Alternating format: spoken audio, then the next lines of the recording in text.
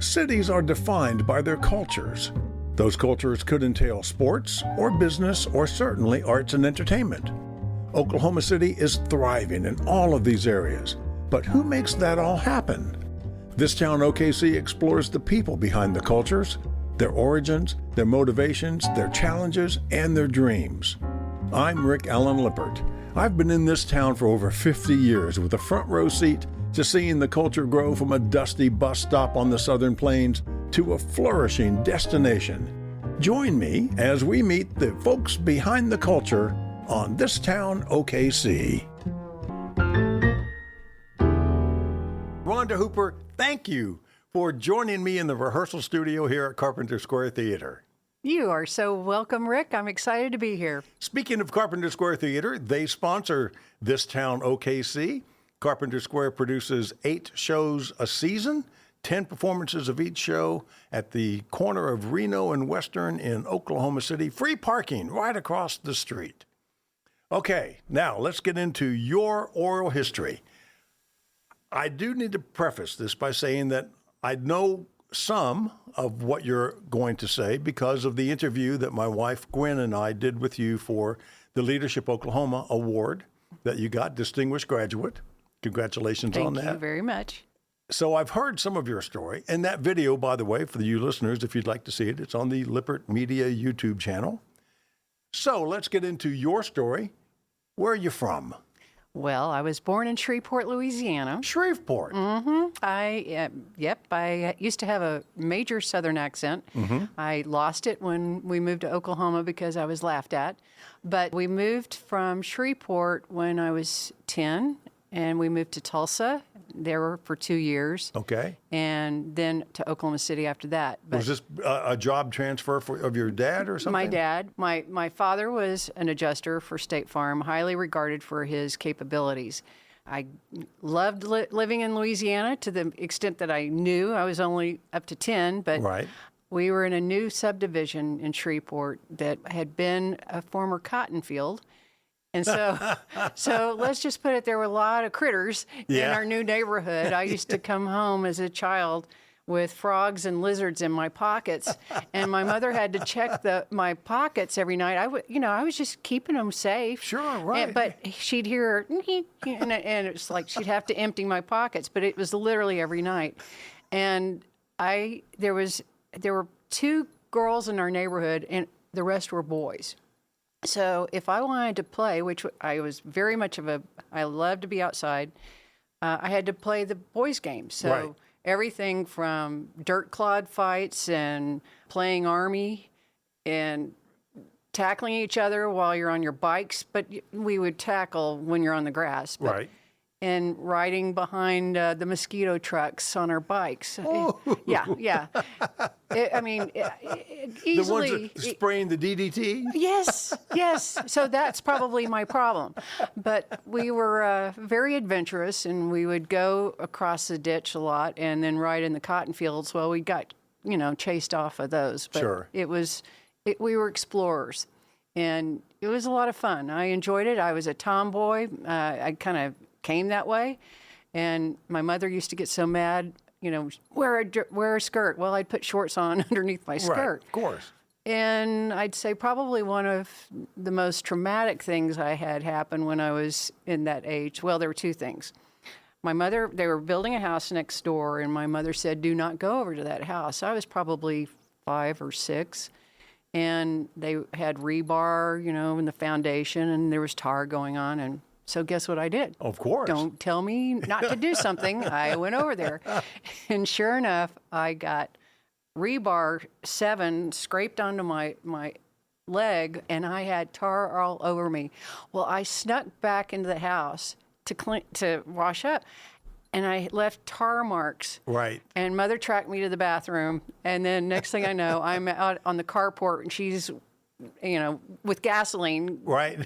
And I'm like, seriously? As a little kid. So that was one of the things. And then playing Army on a swing set, and I was AWOL. And so my penalty was I had to hold on from the top of the swing set. Well, I lost my, handle. Yeah. and I fell on a monkey bar, Ooh. and the monkey bar hook went into my arm, and I was hanging there like a piece of meat. And so I'm screaming. The little boy next door hopped over, and they took the monkey bar to the emergency room with me. But, Oh my goodness. Yeah. So I had major scar. It was silly. I just everything that possibly could happen growing up did happen to me because I was just. My mother would call me Grace because I had no, I'd trip over just looking at something. So, did she ever say, if I'd wanted a boy?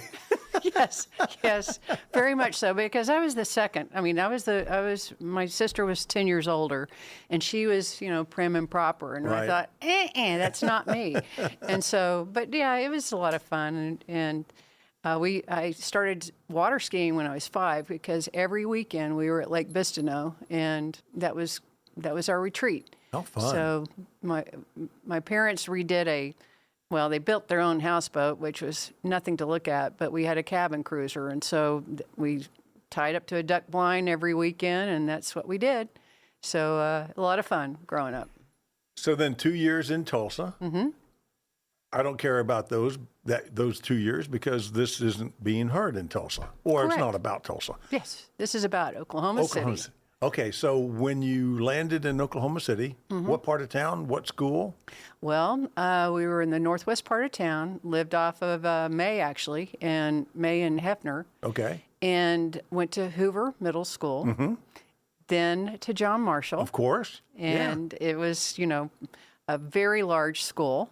And I think my graduating class was over 800. I can't, yeah. Oh, my goodness. Yes. And actually, I was valedictorian of John Marshall High School, and we were the... Congratulations. Well, thank you. And my class was the second class to graduate at the Myriad Convention Center. Wow. And I was a junior marshal the year before, so I kind of knew the drill of the graduation ceremonies. But it was cool. And I'll bet that was just maybe intimidating to be in the Myriad. It was, because that awe-inspiring, was so right? brand new. It was so brand new. I mean, it was only 2 years old, I think, 2 or 3. And so it was sad to see it come down. Of course. However, it's going to be amazing with the Continental Coliseum. And so it's part of our legacy, but it's positioned us going forward. Yeah. And so during my time, early years here, I have been working since I was 13, 14, because I love to work. And I know it sounds weird, but I would not do the typical things of babysitting or whatever because I didn't know how, for one. And I worked at Puddin Lane, IGA, and that was at Penn and Hefner, and May and Hefner. And I peeled potatoes in the delicatessen. I cleaned the deep fat fryers. I did all the stuff that no one else wanted to do. Sure, yeah. And I also waited, on customers and so on. Loved to do it. It was fun. And then my second job, I painted a pool, in the apartments. And then I segued into, I painted oil tank batteries with 2 guys. Wow. I made a lot of money for Wilshire Oil Company at the time. Okay. And I think that's kind of how I got my skin condition later, because I would tend to go out there with a halter top and painting silver on top of oil tanks. Well, we didn't know any better. You got to work on your tan. Well, yeah, no. And I realized, don't do that now. But it was a fun time. I loved doing that. And then I was the youngest hostess at Lady Class and Cafeteria. Okay. And then, this was before Molly Murphy's, but it was Buster T. Brown's restaurant, and they had a disco. And I was Dalmatian. And so I would be a hostess and take people to their tables and so on. I wasn't a wait person because I knew I'd spill water or drinks or whatever on them. So, but that was what I enjoyed doing, and I had to be in character and give people grief. And then we had the biggest salad bar with the biggest cheese that you would slice and so on. I mean, I lived off the cheese. Where was Buster T. Brown? It was over off of the Northwest Expressway, kind of tucked back into oh shoot, I can't remember the name of the restaurant. It was a higher end restaurant ultimately, but it's like a lake by Deaconess. It's kind of in that area. Okay. And it was a little hard to find, but it was Buster T. Brown's. They had each room was a different, it was Buster's bedroom, Buster's living room, Buster's whatever. And it was highly, highly, everyone loved it, and they would flock to it. We'd have lines for 2 hours, and then they were either that or they were going to the disco, and but yeah, it was fun. And then, well, later on after college, I bartended and at Bonaparte's, which was in Shepherd Mall. Mm-hmm. And did that for 6 months after college because I did not want to enter the workforce when everyone else was. So I bartended. Okay. We catered to OCU law students, and I would make like $200 a night. Wow. I mean, that was a lot of money back then. Yeah. And in fact, I made more money bartending than I did first 2 or 3 years of my career. Right. When I got into the workforce there, but it's a lot of fun. I want to go back to high school. What activities did you do? Well, in high school, I was involved in all sorts of things, including pep club, and I was a tricat. They had tricats and JMETs, and then Spanish club and just different clubs. I was highly involved, but I also worked and I did other things. But it was fun. John Marshall was a great experience, and we just had our reunion, and we've had some really cool people from John Marshall. Good. You mentioned college, Oklahoma State University. Mm-hmm. From the beginning, did you do all 4 years there? I did. In considering college, I had options, but my parents said I could go anywhere except one university, and I'm not going to name that. But I... Is it a rival? Well, potentially, yes. But my background of that is when I was 15, I went to 7-Eleven with a girlfriend of mine. I'd spent the night, and she lived off of Britton Road, and we went to 7-Eleven to get an icy. And there was this cougar that pulled up and started talking to us, right? Mm-hmm. And I mean, we're just standing there with our icy and talking, and that was it. And then maybe a month and a half later, I'm at Split Tea with my mom and dad, and this guy looks at me and he said, "You're Rhonda, right?" And I said, "Yeah." And I mean, he had looked me up in the Hoover Middle School yearbook. Oh my goodness. Well, he ended up being my boyfriend for several years. And he went to Phillips Academy and then went on to Harvard. Okay. I used to go to Harvard at least twice a year, and I would go to classes, I'd go to activities and so on. And I was actually accepted, but my parents couldn't afford that, and I didn't fit in with them. And so I also considered Louisiana State. My sister had attended and ended up dropping out. But it rained every day at 4 o'clock. I said, I'm not going to go. Yeah. My hair can't handle rain every day at 4 o'clock. And then I thought, well, I'm going to stay closer to home for now. And I said, so I went to Oklahoma State University and absolutely fell in love with it. I mean, the first week and a half, I went through recruitment or rush at the time, and I pledged a sorority. But like 2 weeks. Which one? Tri Delta. Okay. Delta, Delta, Delta. And I wasn't sure I was going to be a sorority girl, but it fit me, right? It was perfect. And so, but 2 weeks into college, which was overwhelming, you'd think coming from a huge high school, college would not be that much of a issue.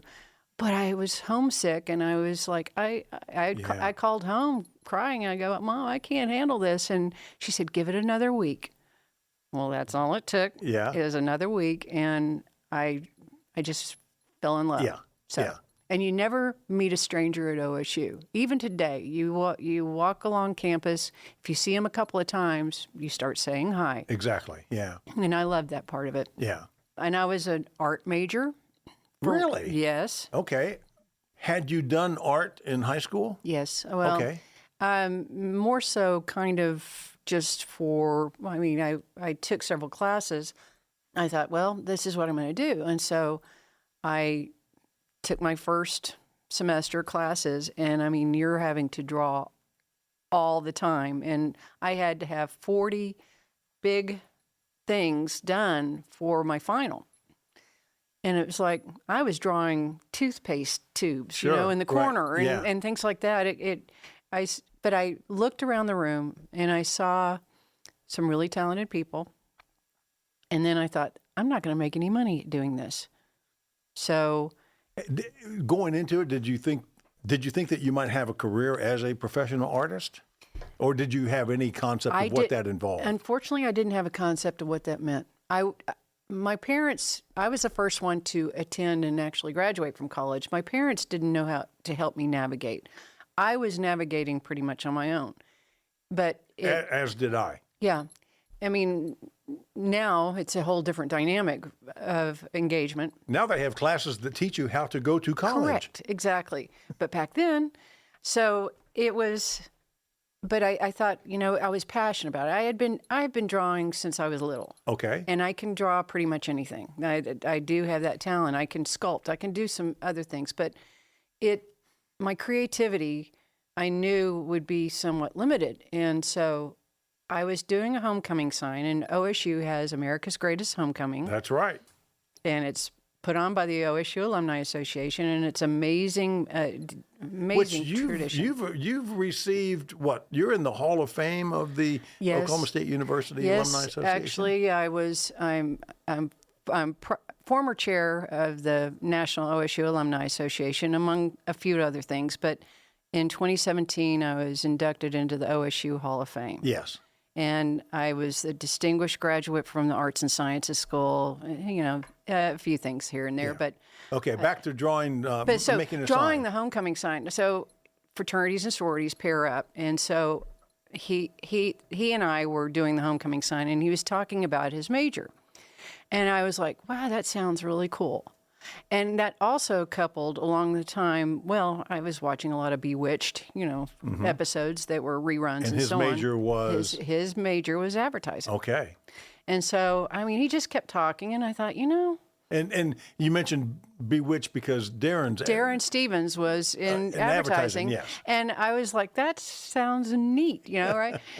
So I'm not an impulsive person. I do my due diligence, but I thought I'm changing my major. Well, it was wonderful to do that. However, it was a journalism major with advertising emphasis and marketing minor. Right. And so I never learned how to type. I didn't type in high school because I didn't need typing. Right. I was going to be an artist, Exactly, right? yes. And so I took typing at OSU, and there were 2 football players, including our quarterback, who sat behind me in typing class. That was the worst class. That was the only B I made in OSU was in typing. They could type faster than me, and it was the joke. Rhonda can't type, but it was pretty intimidating when our football players were much more proficient. So I continued with the marketing and advertising, and it allowed me to have my creative bent. Right. But I also had the business bent, and I understood the marketing and consumer and psychological behavior and all that kind of stuff. So it was the best thing in the world, and loved it. And then, let's see. So painting, fraternity Sigma Chi. Mm-hmm. They have the Sigma Chi Derby Days, and I ended up I never got to go to the Derby Day activities because I always did paint a sig, and the paint a sig. They would have one Sigma Chi come to each of the sorority houses, and then you painted them Okay. head to toe. All right. And then Clothed, well, they had on shorts. Okay. That's it. I had like 3 hours or whatever to paint the sig, and so I did it all 4 years, and every year we won. And I did a Budweiser bottle one year. I did a Southern Comfort bottle. I did Pink Panther, and then I did Tigger. And so each year we won. So I never got to see, but I got to again do my creative side of it. Yeah. And it was a lot of fun. Yeah. OSU was a very wonderful experience, and it brought out a lot of. I mean, I'm an extrovert, but I tend to be introverted. And so I have to push myself. You can be an extrovert when called upon.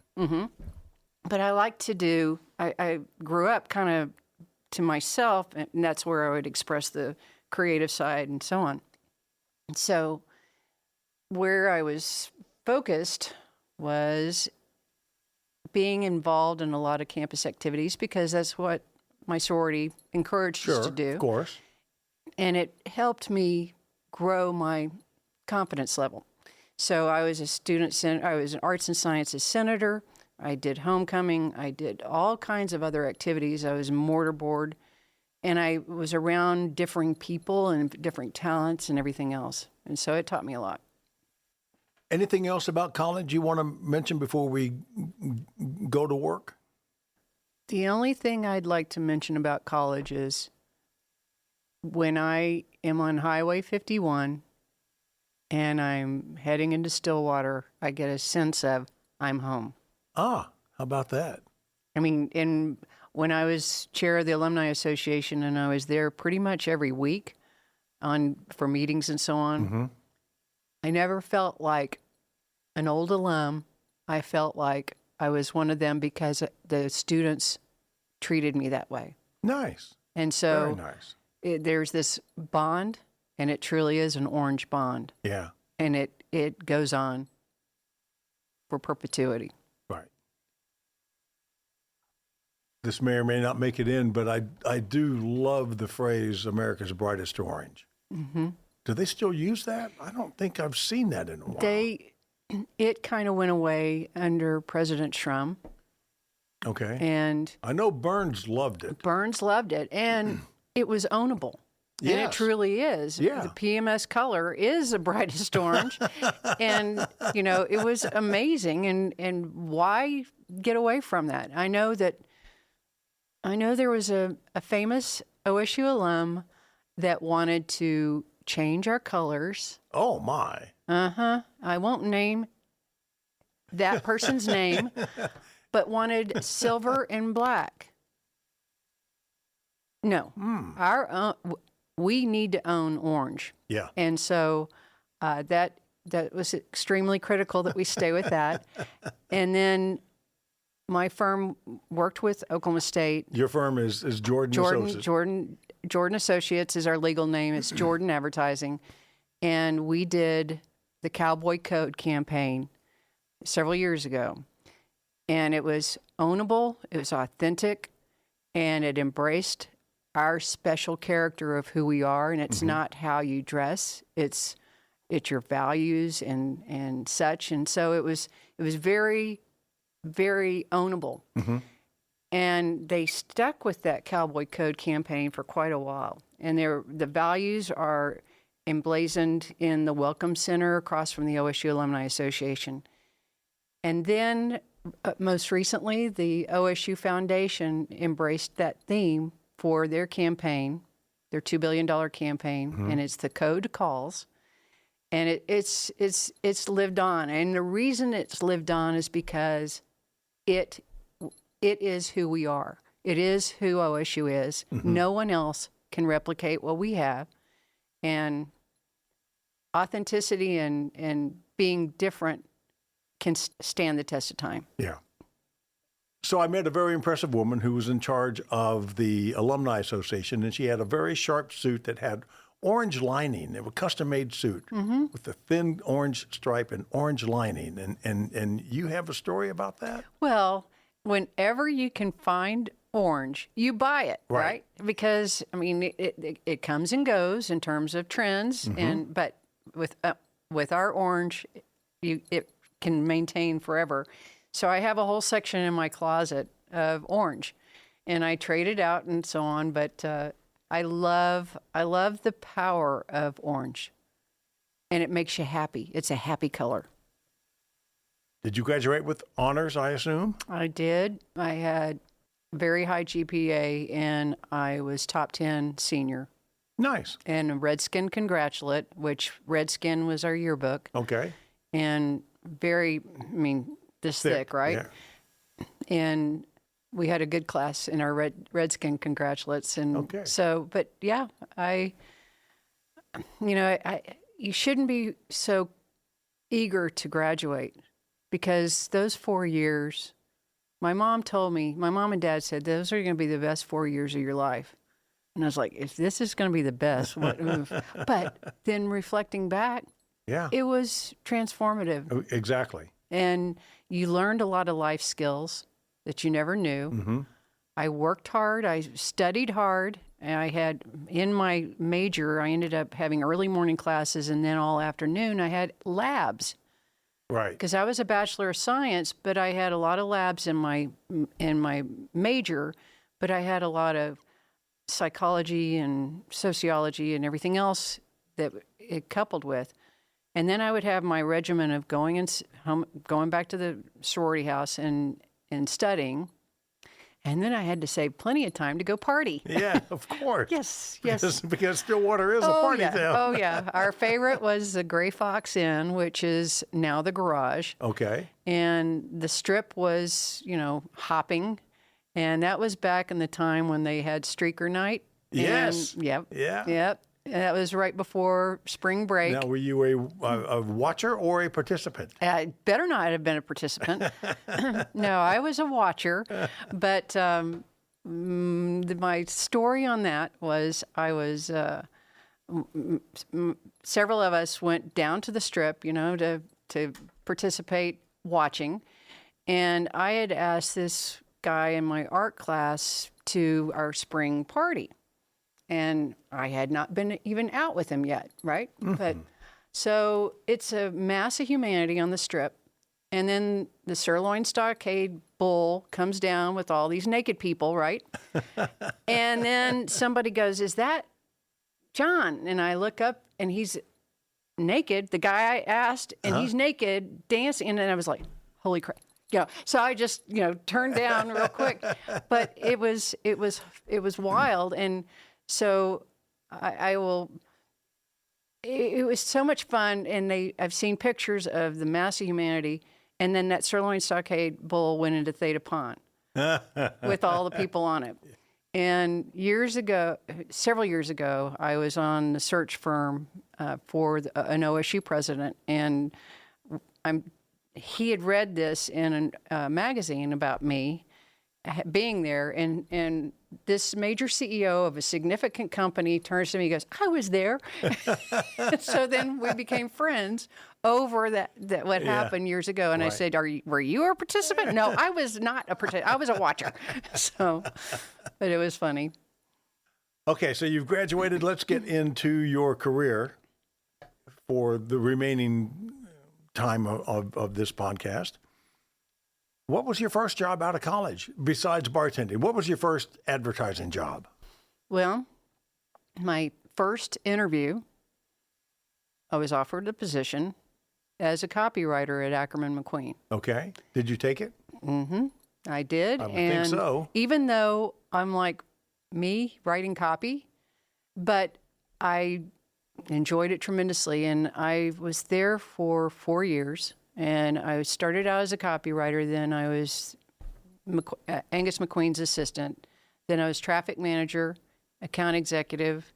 And I moved to Tulsa for 1 year and asked to be transferred back to Oklahoma City. And in those 4 years, I worked long hours.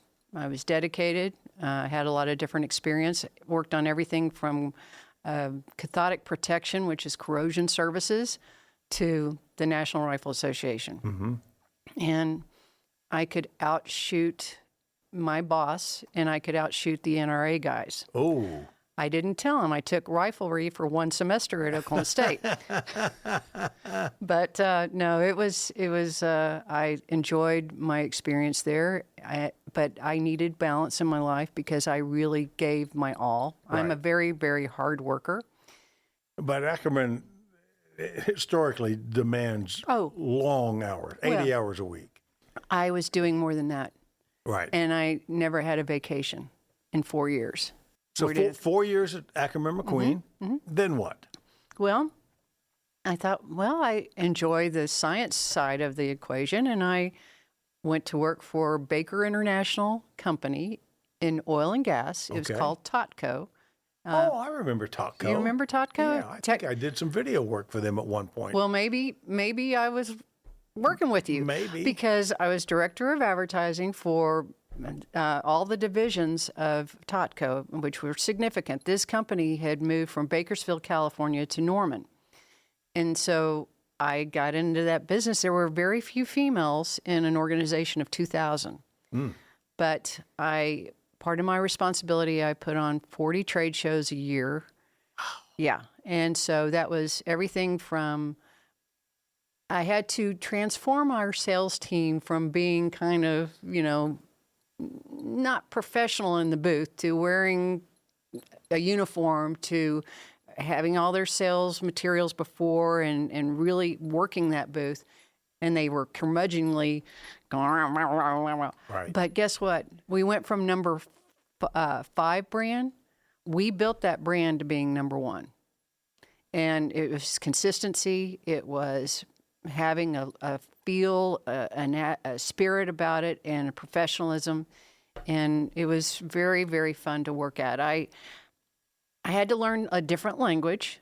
Of course. Because I would be kind of somewhat not combative, but in that environment, you don't want to be run over either. Exactly. You have to hold your ground. Correct, because otherwise they wouldn't respect you. So I did it with grace, but I learned manufacturing speak. I learned engineering speak, because if I just talked marketing, no one would pay attention and they'd pass me by, right? So I learned how to forge those relationships, and it was amazing. I worked there for 4 years, and I was not looking for a job when Jordan came after me. Huh. And so, but I loved the environment, and to this day, I still have friends from Totco days, and Norman was blessed to be the headquarters, and unfortunately, they moved to Austin. So Yeah. but yeah, it was. So Jordan recruits you. Mm-hmm. What was your first job for them? Well, my first job was working in account service, but I was on the McCaw Communications and Cellular One business. We were working in several markets at that time. And then... And what year are we talking about here? Oh, shoot, Early 87, 90s? Okay. 88, something like late that. 80s? Okay. Yeah. And then I segued from that to I worked on a lot of the state government business, and Henry Bellman and his second administration as governor. I worked on different initiatives for them, for the Department of Transportation, for the Turnpike Authority, and a lot of things that in the Department of Commerce, the Oklahoma Department of Commerce. And it was fascinating work, and my favorite thing of that is we brought to life the Don't Lay That Trash on Oklahoma campaign. Great campaign.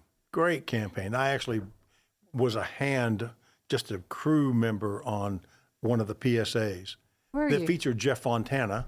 Yes. Yeah, the late, great Jeff Fontana. Yeah. My job on that shoot, we were shooting on Wilshire Boulevard, east of Broadway, a mile or two, kind of where Channel 25 is now, and I believe. And it was a cold morning, and his breath, you could see his breath. So my job was to stand just off camera with a cup of ice and feed him the cup so he could ice down his mouth in between takes. Well, do you remember me? I'm afraid not. You were on that shoot? I was the account person. I was the account service person. Yes. I mean, all the shoots. Yeah. And it was a cold day, right? Yes. And actually cold 3 days or whenever we were filming. And oh my, yeah, but it was so fun. And that campaign, and it was somewhat hokey, the Yes. lyrics and the music and so on, but it was so successful. It was. I'm sorry that they quit using it. I'm sorry too, because it was a 47% reduction in littering. As a result of that campaign, plus the fact that they had the Adopt a Highway program. Mm-hmm. So volunteers were cleaning up the roadsides and so on. And did you know that you can actually predict market share by the branded trash that's on the roads? I'm not surprised. Yeah. But no, it was a wonderful campaign. And what was cool is we were targeting all people, but at the most part, it really resonated with our young people. Yes. And our young people became our ambassadors, and they were guilting their parents if the parents were throwing stuff out the windows. Yeah. And it's, to this day, I run across people, and they still know the lyrics to that jingle. And that was Jeb Reed. Jeb wrote that and did a great job on it. And it was just a fun campaign. So riddle me this. Was anyone at the agency aware that that phrase, "don't lay that trash on," was borrowed from a play, a musical that was written by a local guy called "Don't Lay That Trash, Don't Lay That Trash on My Moon"? I did not know that. Back in the late 70s. And it was performed at the old Center Theater, one of the last things that happened at the Center Theater before it closed. It was a musical. And the Linky Brothers wrote all the music for it. And it was comedy, science fiction, space traveler. And I shot the video that recorded the play, as well as shot video of the evil guy who only appeared on video projection. But it was "Don't Lay That Trash on My Moon." And all these years I thought, well, they just ripped off that play. I had no clue. Why didn't you say something when we were filming the commercials? Well, I was really low on the crew. I mean, my job was to hold the cup of ice for the talent. I knew my place. Well, you should have, because it was too late at that point. I mean, I thought, okay, well, they ripped off the play, and we would never. I mean, it's okay. We would never rip off something. I mean, now that was the creative director at the time, Jim Atha. I remember Jim. Yep. I remember working on the video of the body of Jim Atha. I forgot what that was for. It was just something that Jordan did. Oh, yeah. It was probably for one of our holiday parties, because we had some, we did spin-offs like from ER and everything else. Yes. That was part of our entertainment every year. I worked on a shoot like that. Yeah. But no, it was, I love that campaign because it changed behavior in a positive way, and it has resonated for decades. Yes. I hated to see it go. It needs to be reprised. I appreciate that comment, and I know that there was some traction not too long ago with people going, we need to pull that back, because it really made a difference. Well, with all the visitors who will be coming in a couple of years, we want to have clean roads. Exactly. That's your first impression. Yeah. So, but and then had the opportunity, like with child abuse prevention, with Steve Bailey, who is a commissioner with the Department of Human Services, he was so demoralized with how much abuse was going on with our children. And Kathy Keating got behind it too, and we introduced Child Abuse It's Not Okay campaign. That's good. It was a prevention campaign. And we went to REM and gave our pitch as to why, and we wanted to use Everybody Hurts. Excuse me, that it was a beautiful song, and we used that as our music, and they granted us the rights to use it for $2,500. Nice, very nice. And that campaign significantly provided it was resources for people who didn't know how to cope, that could have a resource to speak and help them through the process versus taking it out on a child. Yeah. And that evolved over time. I think it ran for like 8 years. And Vince Gill and Amy Grant were also part of that. And I mean, I love that because if we could save one child. Yeah. That's what mattered. Right. So those two are very, very heartfelt to me. And I've worked on all kinds of different clients in my time at Jordan. Hardee's and Carl's Jr. for a significant amount of time. I personally was account supervisor. We grew our business from being one state to 25 states. Wow. And I used to travel all the time. And then Resistol and Stetson hats. And so that was the side of me that got to my Western love. And so worked with the Rodeo Cowboys for Resistol and George Strait. and then worked with music celebrities for the Stetson side of it. And it was a blast. I enjoyed that. But then craft food service, used to go to Chicago every week. And so I haven't even mentioned my husband. I've mentioned past, but my husband and I had been engaged for a very short time, and then this gentleman asked me 4 times to marry him. I finally said yes, and then a month and a half into it, he pulled out. And I was like, okay, great. So I did not want to get married. I was ready to have a good time. Right. And so I went with girls from work, and this was when Graham Central Station was still. I remember Graham Central? And this guy comes up and he asked me to dance. Well, my frame of reference is, well, he has teeth. I'll dance. And so, yeah. And there were, believe me, that was at a time when that was real important. I tease about that, but I mean, Bare minimum. But no, he asked me to dance, and it was a great time. And then our second date was in Houston at the Offshore Technology Conference. He was there with his company, and I was there with mine. And that was our second date. And he told his buddies, he goes, "That's the girl I'm going to marry."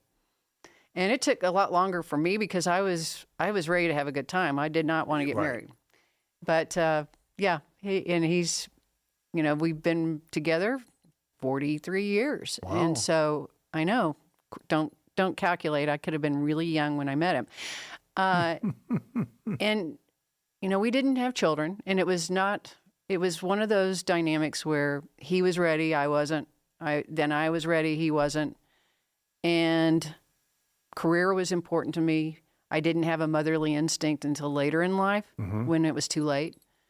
So, but we've had our ups and downs and that's what you have to remember in a long-term relationship. You're going to have that. Yeah. You don't bail. You work through dynamics. And Stephen and I got closer when I was in my 30s, and I lost my parents 6 months apart. Yeah, that's rough. And then one is never prepared to lose even one. No. And then to lose them both. Back to back. Yeah. And then 6 months after that, Stephen lost his grandmother. And then after that, 6 months, lost his mom. What a year. 2 years. 2 years. Yeah. And 3 of those were to cancer. One was colon, one was esophageal, and then lung. His grandmother was 98 in a Spitfire to the day she passed away. But through that, we grew closer, and because that's all we had left, right? Right. Yeah. And then, well, I had my sister and other family members, but you're orphaned, right? Right. And it's such a lonely feeling that first morning you wake up and you realize I'm an orphan. Right. I mean, I need to call mom, and then she's not there. Right. So it was tough. Yeah. And so we became more glue. And so bottom line, it's been wonderful, but I never had the motherly instinct until later in life because I didn't exactly know how. Right. But my way of giving back to children is through my organizations and things that I'm involved in. I'm very involved in the community and in the state. And to me, that's how I can be of benefit. Yeah. I recall from the Leadership Oklahoma interview that you realized at one point you were on 13 different boards. And that was too much. Yes, it was 13. Don't do what I did. Okay, but it caught up to me quickly because I didn't realize. I mean, I'm eager, right? I am a problem solver, and I tend to kind of like, I can see how we could do this. Right. Well, I raised my hand too many times, and now I've learned to keep my hand underneath myself. Right. And same here. And then I've culled it down, but I'm still very involved in a handful that I'm very passionate about. Well, one or two in particular that I would like to touch on is, I believe it's Forward Oklahoma. What this was back in the 30s, in my 30s. There were a group of us under 40 years of age that wanted to make Oklahoma City different. Right. Wanted Oklahoma to be different. And we were frustrated by what we thought was kind of the guard that kind of was holding us back. And so we created Forward Oklahoma. And it was about economic development. It was about bringing in CEOs and pairing them up with other CEOs and looking at ourselves differently. And what's cool is this group of people, we made a difference. And if you look at leadership in Oklahoma City today, it's part of this group. And when was this? When was this in relation to the Penn Square Bank failure? Oh, it was after the Penn Square Bank failure. Pretty dark days for Oklahoma Dark City. days, and I think there was a lot of wind pulled out of our sails. Of course. And so this lack of confidence as a city helped drive this. And so we were like, no, we've got to be in charge of our destiny. Right. And so our youthful spirit, but we also had enough agility with this youthful spirit to make a difference. And so people started taking notice, including the Oklahoma City Chamber. Which ultimately led to maps. Mm-hmm. Yes. And so we also, part of why the maps was this, when we were a finalist for the United Airlines facility, what was demonstrated to us is it was between us and Indianapolis, and they surveyed their employees, and their employees did not want to live in Oklahoma City. Right. Nothing to do. Nothing to do. And for the workers, the executives had ballet and symphony. And they had theirs, but we needed to appeal to their employees. And so that thought process helped lend to where maps came to life. Right. And it actually came to life at a chamber retreat. And then people started talking about the momentum. And so then it took hold. And this would have been now the early 90s. Well, yes, early 90s, and then segued into 95. Right. And with the bombing, unfortunately, the Oklahoma City bombing, what did come out of that on a more a lighter note was the fact that the world saw what Oklahoma City people were all about. Right. And how we cared, and we had this approach to helping that had not been demonstrated anywhere else. And all of a sudden, it took outsiders giving us a credit, and then we started saying, maybe we are something special. Exactly, yeah. And so that Oklahoma standard has continued to be strong, and you're seeing the different evolution of Oklahoma standard, but that was the shining part of this unfortunate tragedy. And how exciting to be part of that germ of the idea. That blossomed and grew into, I mean, we're a fantastic city these days. Oh, I know. And what used to be, and I traveled, like I said, I traveled extensively. And when people would know, when they asked me where I was from, I said Oklahoma City, and they'd kind of have this nothing look expression, right. Or, oh, I'm sorry. Yeah. And I'm like, what? And so I was hearing this. Everyone else was hearing this, I'm sure. Right. I know Mayor Norick had heard, the same types of things. And so it was like, we can change our destiny.